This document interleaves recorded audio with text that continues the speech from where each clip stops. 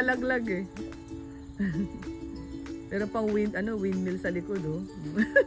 O yan na sir. Ayos ah. Ganito pala yung apple, hindi masyado madahon. Pag malapit na ang winter. Kapag taglamig na.